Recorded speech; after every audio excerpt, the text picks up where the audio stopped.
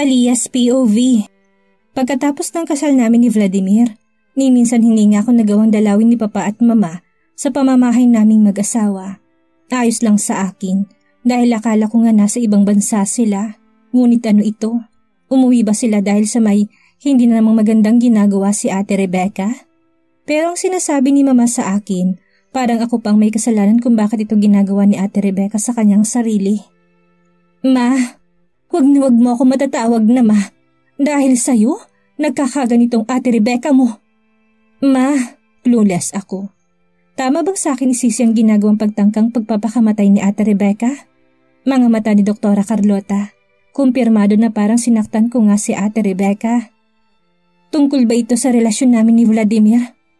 Hindi akong pilit na sumisiksik sa isang relasyon na meron ng dalawang tao, kung hindi si Ate Rebecca, na para bang nakikita ko ng tunay niyang kulay, nagpapakadesperada. Ganyan ka na ba talaga kainggit sa Ate Rebecca mo, Talia? Iha, hindi ka naman tanga at huwag mo akong tititigan na parang wala kang alam tungkol sa kwento nilang dalawa. Yung kwento ni Ate Rebecca na childhood lover silang dalawa ni Vladimir, na hindi man lang nga sa akin na kinumpirma ng asawa ko, yun ba? Tapos ako pa yung inggit? Bakit pinagpipilitan mo na porke ikaw ang pinakasalan ni Vladimir, ikaw na itong mahal niya? Iha, gumising ka. Hindi para sa'yo si Vladimir. Mahal ni Vladimir ang Ate Rebecca mo. Kaya ayusin mong sarili mo. Hindi kami natutuwa na sinasaktan mong Ate Rebecca mo. Pinalaki ka namin at malaking utang na loob sa pamilya namin. Tapos ito lang isusukli mo? Talia, hindi mo ba nakikita na mahal nilang isa't isa? Pilit na kinakampante ni Mama ang kanyang boses. At hindi yun may kukubli dahil nalilisik ang kanyang mga mata. Hindi niya ata siguro gustong makita ako. At talagang nagiging kontrabida nga ako sa kwentong ito kapag ngumiti pa ako sa harapan ni Mama. Mama, nandito ako para kay Ate Rebecca. Nag-aalala kasi ako. Hindi ko nga inasahan na dapat hindi ang asawa kong tinatawagan tungkol sa aksidente na ito. Kung meron man kayong koneksyon sa pamilyang Durarte, ako yun. Ako ang dapat nung unang makakaalam. Wala akong alam sa sinasabi niyong inggit. At alam ko din nga ang tungkol sa childhood lover na kwento niyo kung bakit nga ang asawa ko bigla na lang kailangan na may responsibilidad kay Ate Rebecca. Ngunit noon pa yon, saka sa pagkakaalam ko kasi, yung arranged marriage sa pagitan namin ni Vladimir. Kayo may gusto noon, hindi ako. Isinuko ko ang pagkadalaga ko at ang koronang naipanalo ko para sana sa pamilya niyo. Yun para mabayaran lahat ng pagkabaon niyo sa utang at ang makalaya kayo sa sindikato na tumutulak sa inyo para gumawa ng kahayupan. Hindi ko na napigilan ang sarili ko. At dahil ngayon sa pagpapakasal ko sa aking asawa na si Vladimir. Alam niyo matagal na may pagtingin si Ate Rebecca kay Vladimir, pero ako pa rin ang pinagkasundo niyo? Dahil ba natatakot kayo noon sa sinasabi nilang may ginagawang masama si Vladimir sa mga babaeng pinagkakasundo sa kanya? At ang tugon ni Mama sa akin na hindi ko inaasahan, malakas na sinampal ako nito. Sa nangyari, para nayanig bigla ang mundo ko. Napahawak ako sa pisngi. At kung hindi pa sa lady bodyguard na kasama ko, muntikan pa akong masabunutan ni Mama. Napakawalang hiya mo talaga, Talia! Isang pagkakamaling pagtrato namin bilang isang miyembro ka ng pamilya namin. Hindi nga ako nagkamali. Ampon na pinulot kung saan ni Walter ay may tinatagong sungay. Talia, pinakain ka namin, binihisan at binigyan ng pamilyang matatawag. At sa huli, itong isusukli mo sa amin? Nasaan ang kawalang hiyan mo? Sa ipinapakita sa akin ni Doktora Carlota, ngayon ko pa lang siya nakitang ganito. Nanlambot ang tuhod ko. Galit na galit siya sa akin. Nais ko lang naman sabihin sa kanya na wala akong ginagawang masama. Hindi ko din naman nais na isumbat sa kanya ang nangyaring arranged marriage sa pagitan namin ni Vladimir. Nagkamali kami ni Walter na ikaw ang pagkasundo kay Vladimir. Kaya nga lumabas na sungay mo, hindi ba? At ni minsan, hindi ka malang tumanggi na mangyari yon. Kahit alam mong mahal na Rebecca si Vladimir. Dahil ang gusto mong mangyari, gantihan ang Ate Rebecca mo at lubusan ng wasakin ng mundo niya. Ako, ni minsan hindi man lamang ako tumanggi. Yung luha ko napapataksan sa aking pisngi, biglang umurong. Ano ang pinagsasabi ni Mama? Mama, takot na takot kayong si Ate Rebecca ang pagkasundo kay Vladimir noon dahil aktong sasampalin pa ako nito. Tumigil ka, Talia. Bakit hindi mo aminin na lang sa amin? Sa harapan ni Vladimir at Rebecca ang pakay mo sa pamilya namin. Bata ka palang napakawalang hiya mo na. Inaari mo pagmamahal namin ni Walter na parang ikaw ang tunay na anak namin kaysa kay Rebecca. Saka, ginusto mo naman talaga si Vladimir, hindi ba? Kaya nga ngayon, hindi mo magawang magparaya para sa ate Rebecca mo. Inagaw mong dapat na magkasintahan at minamahal ngayon ng labi si Vladimir para sa ate mo. Biglang naitulak ni Mang Lady Bodyguard na pumapagitna sa amin. Sumasagot ka pa talagang walang hiya ka? Namuli akong sasampalin nito. Ngunit namalayan ko na lamang ang kamay nitong nabitin sa ere dahil pinigilan ito ni Vladimir. Doktora Carlota, hindi magandang gumawa tayo ng iskandalo dito. Hindi matutuwa ang aking ama kapag nalaman niyang tungkol dito. Hindi lang di siya tutungangan na walang gawin. Mahinahon na pagpapakalma ni Vladimir kay Doktora Carlota at binitawan ng kamay nito. Saka naman ako hinarap ni Vladimir. Mga mata niya nagpipigil sa inis. Ikaw naman Talia, sinabihan na kitang huwag kang pupunta rito. Anong ginagawa mo? Lalo mo bang pinapaliyab ang apoy na nagsimula ng dahil sa'yo? Matatag na sabi nito sa akin. Umuwi ka na. Malamig na utos niya sa akin at sinanyasan ng lady bodyguard kong si Kate na alalayan ako nito palabas ng ospital. Vladimir, ang tanging nasambit ko at sumuko na nga. Para tuluyan silang talikuran, napayuko ako. Pakaramdam ko sarili ko lang ang napahiya ko sa harapan ni Vladimir. Pero isang hakbang pa lamang ang nagagawa ko nang biglang may humatak na malakas sa kamay ko. Si Papa, si Dr. Walter. Mapait akong ngumiti sa kanya at parang sa kanya ko may tutuloy ang pagpatak ng luha ko. Pero mali. Ang itinugon niya sa akin isang madiin na iling na parabang ayaw niya akong makita. Sa simula pa lang talaga ata, nagtatago na sila sa akin at ayaw na ata nila akong makita. Ay tot, maayos ka naming pinalaki. Pero tingnan mo nga naman Talia, parang nanadya ka pa para sa ate Rebecca mo. Siya na nga itong biktima sa nangyayari pero nagawa mo pa talagang pumunta rito. Please Iha, please respect your sister. Sana naman kahit sa paningin mo Talia, tinuturing mong kapatid si Rebecca. She is deeply in pain because of you. Nere-respeto ko po ang labi si ate Rebecca. Kahit hindi nga po ko biological sibling niya. Mataas ang paningin ko sa kanila, kayo din po bilang mga magulang ko. Pero hindi naman ata makatarungan na sa akin masisi ang nangyari ngayon, Dad. Tang Natalia, mahinang bulalas ni Dr. Walter na inilayo nitong paningin sa akin. Kung nauunawaan mong sitwasyon, ayaw namin na makita nasasaktan si Rebecca. Kamunti ka na siyang magpakamatay dahil sa ginawa mo. Sige na, umuwi ka na. Umalis ka na at sana naman hindi na muna namin makita ang pagmumukha mo. Ang mga salitang yun, masakit lamunin. Bilib na bilib ako kay Dad tapos ito lang maririnig ko sa kanya. Bago ako umalis Dad, yung sinabi ni Ma'am, saan niyo ba ako napulot? Talia! Uminit biglang ulo nito para hindi nga niya mapigilan na sigawan ako. Gusto mo talagang gumawa ng iskandalo, no? Oo, pinulot lang naman kita kung saan-saan. Hindi ka namin kaano-ano. Pero minsan ba sa buhay mo Talia, naramdaman mong hindi ka kasapi ng pamilya namin? Hindi di ba? Mas napuprotektahan pa nga kita kaysa sarili kong anak at hindi ko inaasahan na ito pang isusukli mo sa kabutihan na ginawa namin sa'yo. Simula ngayon, hindi ka na parte ng pamilyang Montejo at aalisin namin ang apelidong yan sa'yo. Wala kaming anak na kagaya mo. Isang walang hiya, hindi marunong tumanaw ng utang na loob at ikaw yung tangna na gagawin ng lahat para lang makuha ang gusto. Lalo na nga nang maikasal ka kay Vladimir. Napakawalang hiya mo. Nanaramdaman kong biglang pagtabing at tulak puwersa ni Dr. Walter sa akin. Parang muntikan na akong bumagsak sa sahig sa hindi lang mabilis na sinalo ko ni Kate. Hindi ako makapaniwala. Tila bang nangyayari sa akin isang parang panaginip, isang masamang bangungot. Ang masayang mga araw ko ay hanggang dito na ba matatapos at parang matagal nang lumipas. Bigla ako napahawak sa aking tiyan na hindi ko namalayan. Natural na ata sa isang inang protekta ng kanyang katawan laban sa nais na manakit. Nakapanlulo mo kung bakit ito nangyayari. Sobrang hindi ko gustong nangyayaring ito. Nakakadurog ng damdamin. Nais kong maiyak pero walang lakas ang aking sarili para gawin ito. Nakakatulala. Talia, naumangat ang paningin ko at inaabot ni Vladimir ang kamay niya sa akin.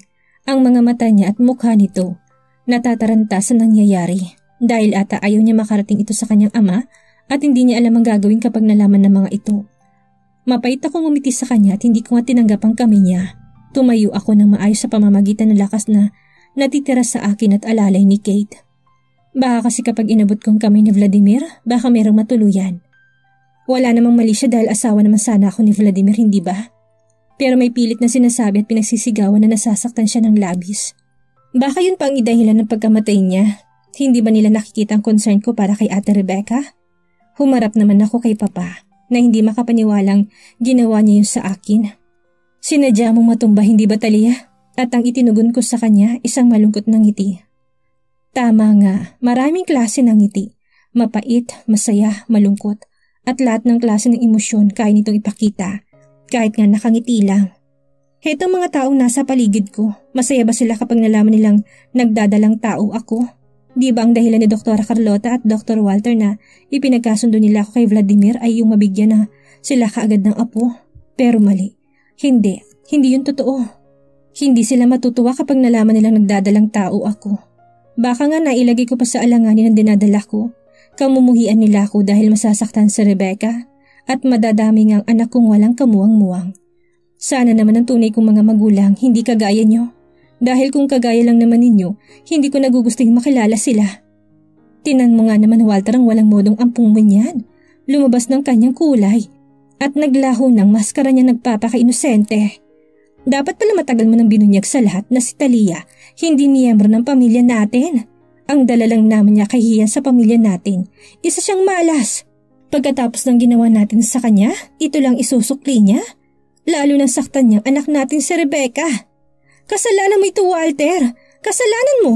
Matagal ko nang sinabi sa'yo, nasasaktan lang ng babae ng pamilya natin. Para saan ba talaga upang inampun mong walang hiyang yan? Hindi marunong lumingon sa utang na loob. Napakawalang hiya. Naiiyak lang ako Talia dahil sa ginawa mo. Baka mawala pang anak namin sa'yo. Pasensya na Carlota. Kasalanan mo ito Walter. Saka tinitigan ako ulit ni Papa. Talia, napakaganda ng pangalan na binigyan namin sa'yo.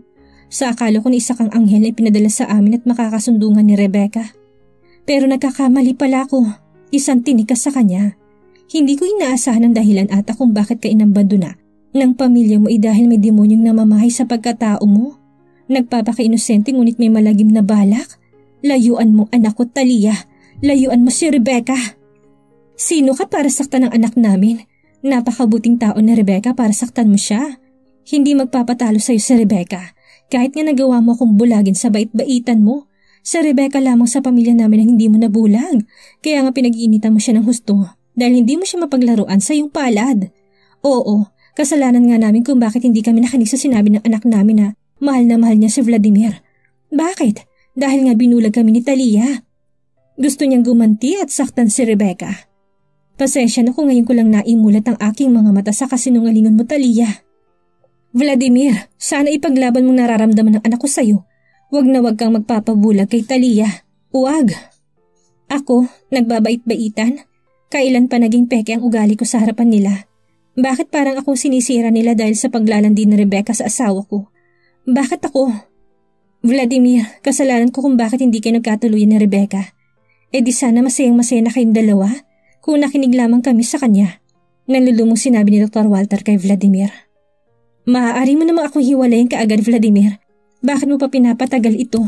Mahal ka naman ni Ate Rebecca. Ano pang hinihintay mo? Hiwalayin mo na ako. Sabat ko, kung ako talagang panira ng kwento nilang dalawa ni Ate Rebecca, madali lang naman solusyonan ng problemang ito. Tapos kaagad ang papel ko bilang kontrabida sa kwento nila. Ayos lang sa akin, kahit pa nga nagdadalang taon na ako sa anak ni Vladimir. Ako na lamang ang magpapalaki, mag-isa. Ayoko lang madamay sa magulo nilang buhay. Kaya kong sarili ko. Kaya kong tumindig sa sarili kong paa. Saka nakakahiya naman kay Ate Rebecca at Vladimir.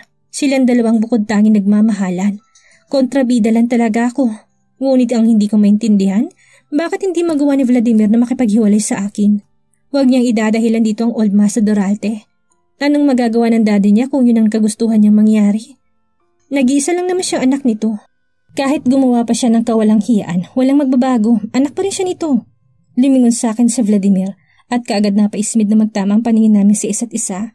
Titig nito sa akin puno ng inis dahil sa pagsabat ko bigla. Sila ang mali sa sitwasyon na ito. Asawa niya ako. Si Ate Rebecca kabit niya na labis daw sa kanyang pagmamahal. Dapat ako yung mainis. Huwag kang mang-agaw ng papel Vladimir. Darating yan Talia. Hihiwalayan kita. Yun kapag nabayaran mo ng yung utang na loob sa akin. Sinagip kita, hindi ba? At saka, may tanong ako. Heto kasi talaga nagpapakomplikado sa lahat. Anong pinakain mo sa aking ama para mawili siya ng husto sa'yo? Siguradong pamilyang pinanggalingan mo, Talia. May lahing mga mangkukulam. Hindi ako makapagsalita. Vladimir, tama ka dyan. Baka nga kinulam na ni Talia ang Old Master Durarte. At hahayaan mo din ba sarili mo na umikot sa palad din niya? Huwag mo nang hintayin, Vladimir. Si Mama. Magsasalita na sana ako pero idinimensa ang sarili sa kalokohan nila. Nasa modernong tayong panahon, ngunit may sumabat ngang nangihinang boses. Malambing at tila ba nagkaroon ng ceasefire sa pagitan ng Russia at Ukraine. Vladimir, Papa, Mama, ayos lang po ako. Huwag po kayong magalit kay Talia. Hindi naman niya sadyang mangyari ito. At parang kung anong kumulo sa aking katawan para nga makaramdam ng tuluyang inis. Anong pinapahiwating niya, Ate Rebecca? Hindi ganitong boses niya? Puno ng kasinungalingan. At hindi ko inaasahan na magkukunwari siyang mabait. Ngayon, sino ang bait-baitan sa aming dalawa? Sino ang naglalarong biktima sa kwentong ito? Nagawa pa talaga niya akong ipagtanggol, ngunit diniin naman niyang guilty na tinatapos sa akin ng mga taong nasa paligid ko ngayon. Mapagkunwari si Ate Rebecca. Dapat hindi nilang medicine kinuha niya. Dapat fine arts para magaling sa artehan at pagkukunwari. Hindi po ata talaga ako tinadhana kay Vladimir. At ni minsan wala akong sinisisi kung si Talia ang kinasal sa pinakamamahal kong lalaki. Mahal na mahal ko lang ata si Vladimir kung kaya't hindi ko kayang mabuhay na hindi ko siya kapiling. Pero dahil nga sa pagmamahal kong ito, nasasaktan ko si Talia. Kung gusto ni Talia kay Vladimir, ako na lang ang magpaparaya. Talia, mahalin mo sana si Vladimir ng buo, gaya ng pagmamahal ko sa kanya. At yan ang magagawa mo para sa akin. Please, Talia, wag mong lolokohin o ginagamit lang si Vladimir dahil sa kagustuhan mo na magkaroon ng impluwensya sa lipunan. Pagpapatuloy ni Rebecca na napapahikbi na ito at lumuluha. Anong pinagsasabi ni Ate Rebecca? Ano to? Ako na nga'y magpaparaya. Nakakaloka. Sa nakikita ko ngayon kay Ate Rebecca, bigla siya naging iyakin, lalo nitong nakaraan na buwan. Dala ba ng depresyon? Nakala ko noon ayos na sa kanya kung magpapakasal ako kay Vladimir. Lumapit naman si Vladimir kay Ate Rebecca para aluhin ito. Masuyo at may pag-alala kay Ate Rebecca. Saka nga niyakap nitong ulo at napasandal si Ate Rebecca sa dibdib ni Vladimir. Masuyo at may pag-alala kay Ate Rebecca. Saka nga niyakap nitong ulo at napasandal si Ate Rebecca sa dibdib ni Vladimir. Na lalong ikinlakas na paghikbi nito. At hindi nag-alintana si Vladimir sa harapan ko na halikan si Ate Rebecca sa noon nito. Nasuyo at mapagmahal nga ata. Ano tong nararamdaman ko? Masakit at sobrang bigat sa dibdib ko. May kung ano sa akin na gustong ipaghiwalay silang dalawa. Ngunit sa nangyayari, hindi naman ako papayag na patunayan sa kanila na ako nga ang may mali. Si Vladimir, kung hayaan na yakapin siya ni Ate Rebecca. At yakapin din ito pabalik. Para bang wala siyang asawa? Para bang wala ako sa paningin nila? Ang ginagawang pag-alo ni Vladimir kay Ate Rebecca, puno ng paglalambing na tila ba, pinoprotektahan niya si Ate Rebecca. At ito ang pinaka-importante sa kanya. Aaminin ko na, etong nararamdaman ko, dala lang ata din ang binuhos ko din pagmamahal kay Vladimir. Hindi ako ang sinuklian, ngunit ang mahal niya nga talaga. Masakit, mapait, mabigat sa dibdib. Naayuko ko na lamang ang aking paningin. Rebecca, anak, naupo si Dad sa may tagiliran ng kama nito. Patawarin mong daddy mo. Tama ang mami mo. Napakatanga ko nga ata talaga. Sarili kong anak ang sinaktan ko dahil lang sa biglaang desisyon ko. At sana naman iha, huwag ka na sumunod sa aking yapak. Hindi ko pinaglaban ng kaligayahan mo. Nilingon ko ang ibang bata kaysa sayo. Saka hindi magandang tulungan ng isang taong hindi man lang tumatanam ng utang na loob. Kaya wag mo nang tatalikuran ng kaligayahan mo para lang kay Talia. Hindi siya marunong tumanaw ng utang na loob. Kung hindi niya kami dinala sa pagdaraya ng ugali niya, edi sana ikaw ngayon ang kinikilalang Madam Durarte. Hindi siya na isang salot lang sa pamilya natin. Sinisisi ko ng lubos ang aking sarili. Pasensya na talaga, Rebecca. Kung may magagawa pa sana ako na maibalik ang oras, ginawa ko na yun. Sana nga po, Dr. Walter, para nga hindi na ako nagmumukhang masama ngayon. Ngunit sana naman hindi mo tinatanggi, lalo sa harapan ni Talia na hindi ka nasasaktan sa nangyayari. Huwag mong ikubli, magalit ka sa amin. Huwag mong ibuhos sa sarili mong yung galit para dumating ka sa punto na papatayin mong yung sarili. Sinasarili mo lamang ang kalungkutan at kagustuhan na makapiling si Vladimir. Pero ikinukubli mo nga para kay Talia. Isipin mo sarili mo, hindi deserve ni Talia na ipagtanggol mo siya. Masyado ka nang mabait, Rebecca, kay Talia na hindi dapat. Mapapakisap mata ka na lang talaga sa sinabi ni Papa. Bakit parang baliktad ata? Ako yung biktima, ngunit nagmumukhang si Ate Rebecca dahil sa mga pinagagawa nila. Mabait ako kay Ate Rebecca, hindi yun pek at hindi yun arte lamang. Hindi lang kay Ate Rebecca kundi sa mga taong nakilala ko. Hindi ako nagkukunwari at yung sinasabi nga nilang nagbabait-baitan. Pero sa naririnig ko ngayon, pwede ko bang gawin yan sa kanila? Ngunit si Ate Rebecca naman sagad na umiyak dahil nga sa sinabi ni Dr. Walter. Halos hindi ko na siya makilala dahil nga sa pinapakita niya ngayon. Ibang-iba ito kaysa noon. Wala namang kamera sa paligid at higit sa lahat hindi naman kami nagsushoot ng pelikula. Sinong pinagloloko nila? Talagang umiinit at sobrang kumukulo ang dugo ko sa nangyayari. Ang sarap nilang tirisin bigla.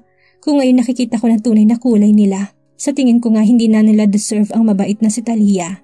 Ang tanong, may ugali ba akong magpapakasungit at ipaglaban ang sarili ko sa paraan na gusto nila?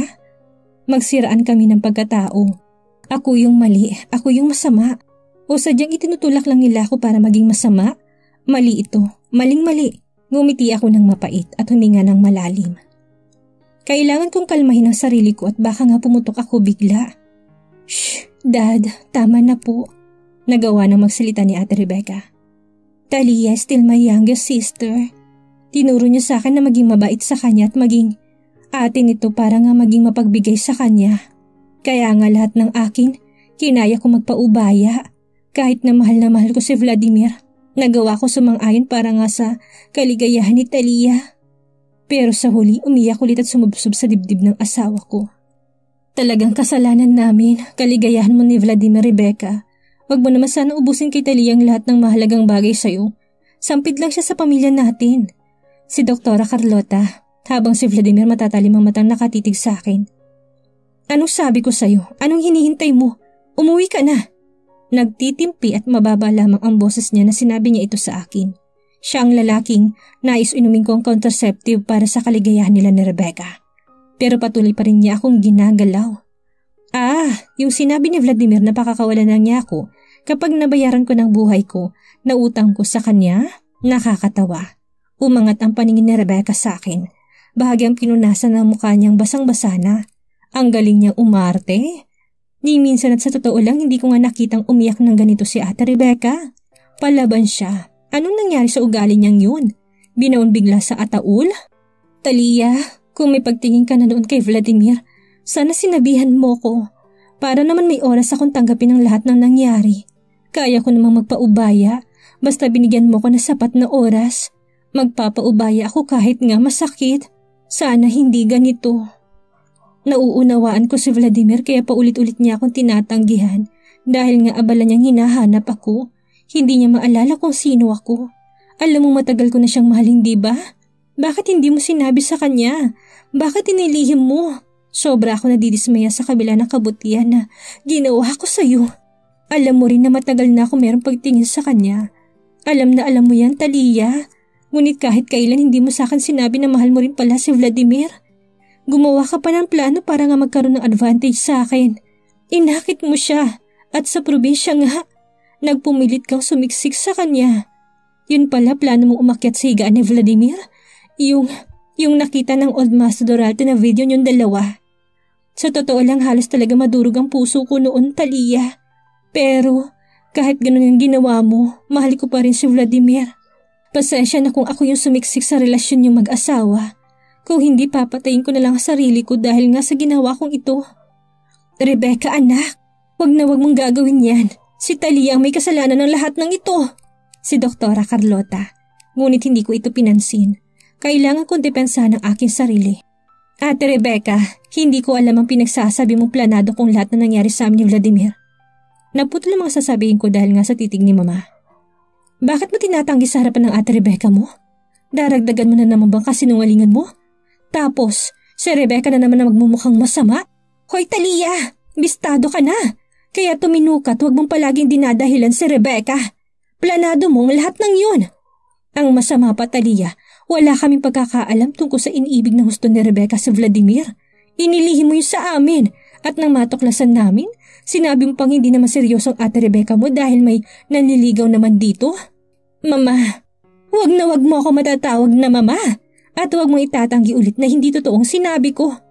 Talia, wag mo naman kaming gawing traidor sa harapan ng ate mo at ng taong mahal niya. Kasalanan mo ang lahat ng ito. Naiinis na talaga ako sa iyo ng sobra. Umalis ka na! Alis! At baka mapatay pa kita dahil sa ginagawa mo sa anak namin. Kumpirmado, binabaliktad nila ako. Nagmamalinis sila sa harapan ni Vladimir. Ngumiti ako ng mapait sa harapan ni Dr. Carlota para ipadama ko sa kanya na sasakyan kong scripted niyang sinabi para magmukha akong traidor at magsasalita na sana para depensahan ko ulit ang aking sarili. Nang biglang bumangon sa pagkakaupo si Vladimir, nilapitan ako nito at hinila ang kamay ko. Nagkatitigan kaming dalawa. Hindi pa rin talaga nawawalang panlilisik ng kanyang mga mata. Habang kapag humaharap siya kay Ate Rebecca, masuyo at merong pagmamahal. Bakit nandito ka pa? Gusto mo bang mamatay? Malamig na binulong nito sa akin na may kasamang diin sa pagkakahawak nito sa aking kamay. Ikaw, tukoy niya kay Ate Kate. Gusto mo bang masisante? Sinabi ko sa'yo na alalayan mo na palabas ang babaeng ito. Kaya kumilos ka agad si Kate na lapitan ako. Pabalang na binitawan ni Vladimir ang aking kamay. Mag-uusap tayo ng masinsinan kapag umuwi na ako, Talia. At sa tingin ko, kailangan ko na nga umalis sa harapan nila. Talagang umalis sa harapan nila. Hindi lang para sa akin kundi sa baby ko. Na natural masama ito sa kanya na sinusuong kong stress at frustration. Baby, kahit sa totoong buhay, alam mo ba ang kabit ang palaging pinaglalaban ng mga mayayabang na lalaki? Sana kung lalaki ka, huwag kang gumaya sa daddy mo. Paglabas ko sa silid, hindi ko maaaring itago na lang sa kanilang sitwasyon ko. Ngunit hindi ngayon ang tamang oras para sabihin ito sa kanila. Saka na lang kapag kalmado ng lahat, lalo na si Ate Rebecca. Siguradong magugulat ito at baka nga matuluyan pang magpakamatay. Ngayon pa nga lang, baliw na siya sa pagpapapansin sa asawa ko. Hahayaan ko na muna sila. Huwag masyadong stress, Talia. At ngumiti ako para sa aking sarili. Pambawi man lang sa nakakulong drama na nangyari. Wala na ata akong kailangan na asahan kila mama at papa, lalo na kay Ate Rebecca. Ang masasandalan ko na lang talaga si Kuya Simon na hindi man lang nagbago simula nga na ikasal ako kay Vladimir. Pagdating namin sa labas, nakaabang ng sasakyan na minamaneho ng personal driver ni Vladimir. Tinawagan niya ata ito para sunduin ako. Bumaba sa sasakyan at pinagbuksan ako ng pinto. Masaya ako nitong binati. Ngumiti na lang din ako bilang tugon sa kanya. Nang makapasok ako sa loob ng sasakyan at palabas na nga sa tarangkahan ng ospital, abala kong hinanap sa sling bag ko yung phone ko. Wala ito. Saka ko naalala na hawak ko ito na pumasok ako sa ospital. Baka naiwan ko sa information desk? Baka nga. Wait lang Manong, naiwan ko yung phone ko sa ospital. Maaari ba tayong bumalik? Sige po ma'am. Bumalik nga kami.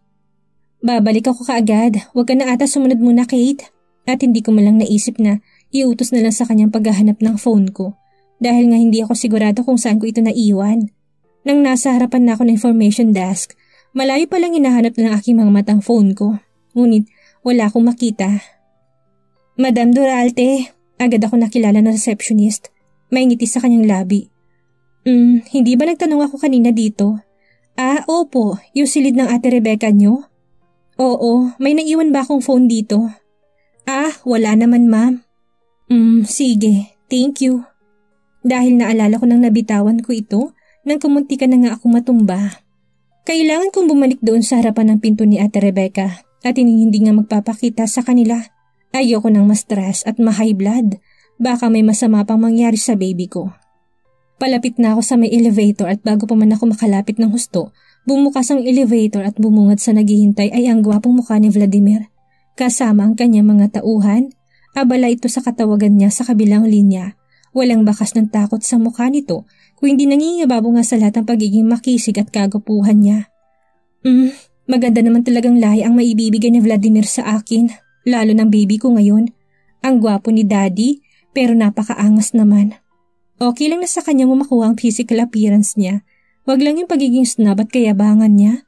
Kasi ang katangian na yan ni Daddy ang dahilan kung bakit sumasakit ang ulo ni Mami.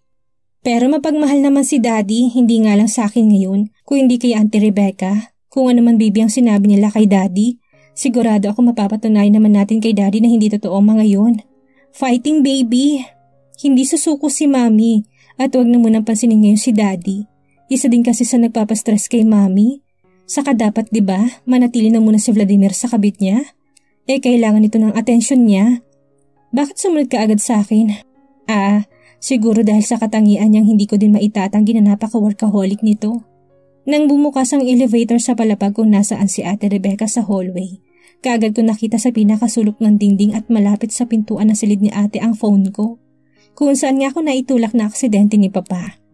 Hindi naman ata talaga sadya ni Papa yun dahil kahit paano, nakita ko sa kanyang mga mata ng pagsisisi sa nagawa niya. Pinulot ko ang phone ko at sa labas ko na lang tatawagan si Vladimir na hindi kaagad ako uuwi.